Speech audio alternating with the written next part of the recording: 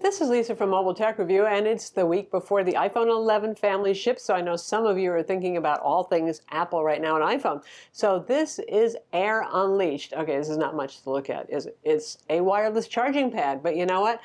AirPower is dead. Long live Air Unleashed. This is a wireless charging pad that charges 3 of your iThings at once. Actually, it'll charge Android phones too and stuff like that. So you've got 3 charging spots. One in the middle is a dimple for the magnetic resonance kind of charging that the Apple Watch uses right there. So you can put a phone, you can put your AirPods Generation 2 wireless and charge them all together. We're going to look at it now. So the Air Unleashed is $99, and that gets you the Air Unleashed and the permanently attached USB cable that attaches to it on the back side and terminates in a USB-A connector. We'll talk a little bit more about that. If you want a wall plug charger, it requires a Quick Charge 2.0 or Quick Charge 3.0 works just fine too.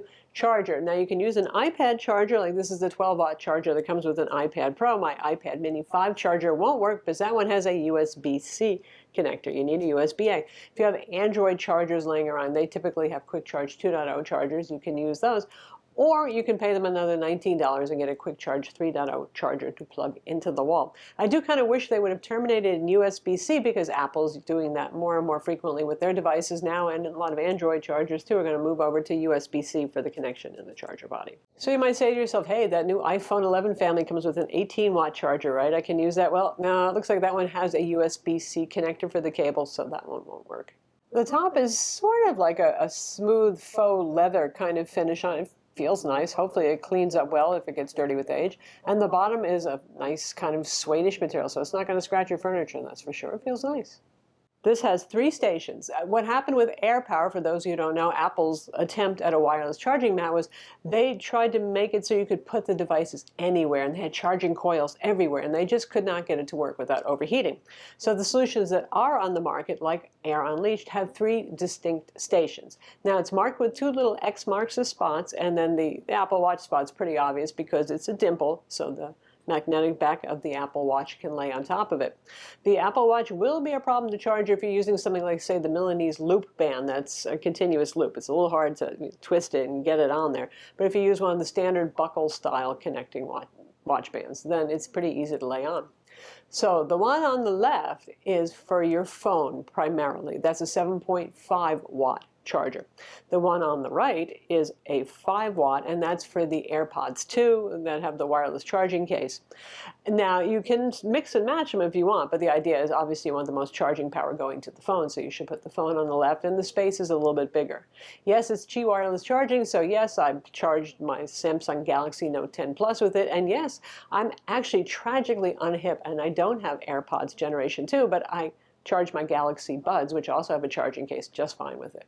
So it requires a 10-watt charger, like I was talking about, Quick Charge 2.0 or an iPad charger, and the efficiency is 75%, so that means you get about 7.5 watts out of it. So that means if you are charging your iPhone 8 or newer, any of the wireless charging supported iPhones, or an Android phone with wireless charging, and you're charging some other devices, it'll be a little slower for all of them. But it didn't make that much of a difference, maybe like 5% slower for the iPhone charging. It's not fast wireless charging, to say the least. So again, this is not something you put on there and you think you can take it off a half hour later and be ready to go with 50% power. Not that fast. Your typical slow charging, original Qi wireless charging speeds on this. There is no fan on it. It's silent, so it's perfect for the bedside. I have a Samsung fast charger, for example, and that fan can get a little bit annoying at night. So there it is. For the world of Apple products, particularly one with a spot for the Apple Watch, there aren't a lot of choices out there. The other competitor is the Mophie 3-in-1 wireless charger. Apple sells that directly on the Apple Store. That one is $140, so obviously it's $40 more expensive, but aha, it includes the charger. So really there's $21 difference, assuming you did need to have that wall plug charger on it.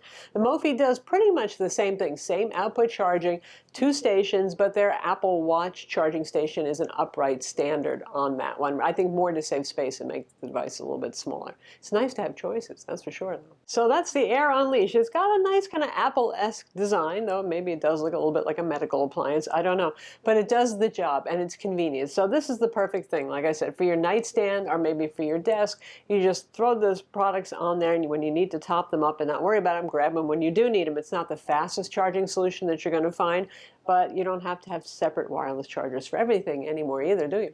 I'm Lisa from Mobile Tech Review. Be sure to subscribe to our YouTube channel for more cool tech videos, and after you subscribe, hit that notification bell so you know about our videos.